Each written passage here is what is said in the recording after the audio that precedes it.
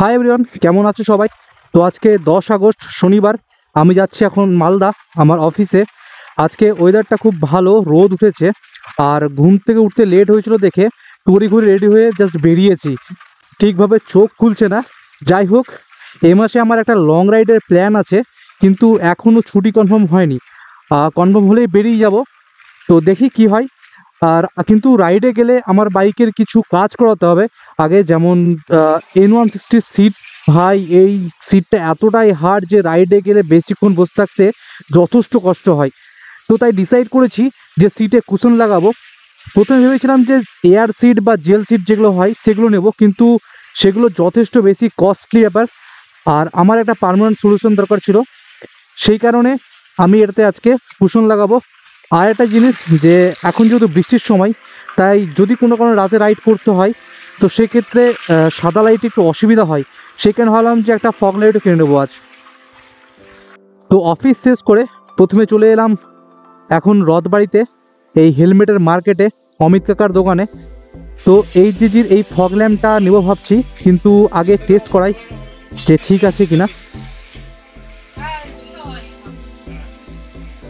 এটা ইনস্টলেশনের একটা separate video আমি বানাবো।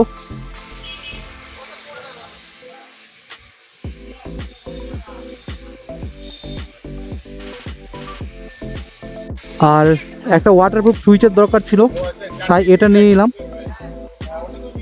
এবার আমি চলে এসেছি ব্যাংক অফ বরোদার নিচে এই দোকানটাতে। মালদাবাসীরা জানো যে এখানে সিট বা সিট কভারের কাজ ভালো করে এই কাকা। তো দেখতে পাচ্ছ বাইকটা থেকে আমি সিটটা খুলে নিয়েছি। আর জেল সিট বা এয়ার সিট নিলাম না একটাই কারণে, যে ভাই আমার কাছে সেটা প্র্যাকটিক্যাল না। কারণ আমি যেহেতু এই বাইকটা নিয়ে রোজ অফিস করি, তাই সবসময় একটা এক্সট্রা সিট লাগিয়ে রাখা সম্ভব না। প্লাস এটা লাগিয়ে রাখলে হয়তো সেটাকে খুলে নিতে পারে, বা মানুষের অতিরিক্ত কিউরিয়াসিটির জন্য সেটা ক্ষতিও হতে পারে। আর অত দাম দিয়ে কেনা একটা জিনিস নিজের চোখের সামনে এভাবে খারাপ হতে দেখতে পারবো না। তো দেখতে পাচ্ছ কাকা সিটের কাজ করা শুরু করে দিয়েছে।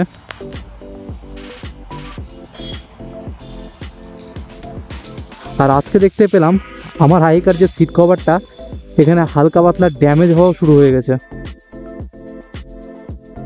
কি অবস্থা দেখো, সিট কভারের ভেতর দিয়ে ধুলো ঢুকে যাচ্ছে, তাই অবস্থা।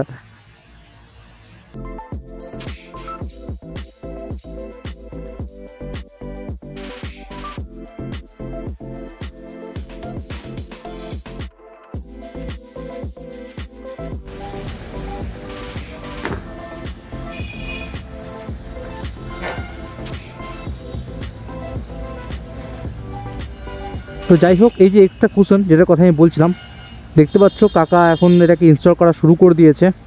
আর সব থেকে বড়ো হলো, কুশনটা নষ্ট হয়ে গেলে আমি আবার এসে নতুন কুশন কিন্তু ইনস্টল করতে পারবো।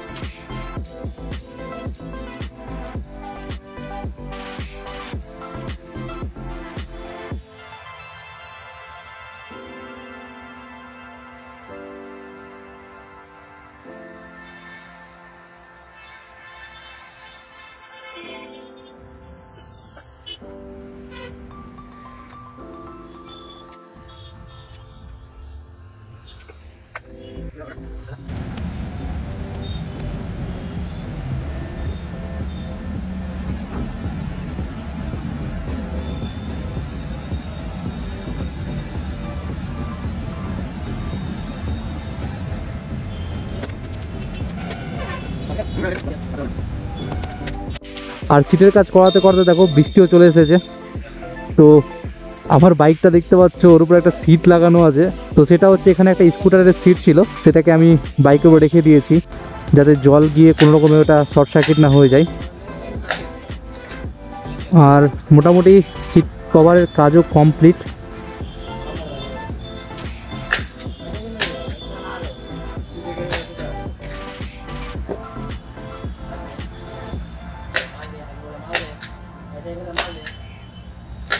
তো সিটে কুশন আর সিট কভার ইনস্টল করা হয়ে গেছে।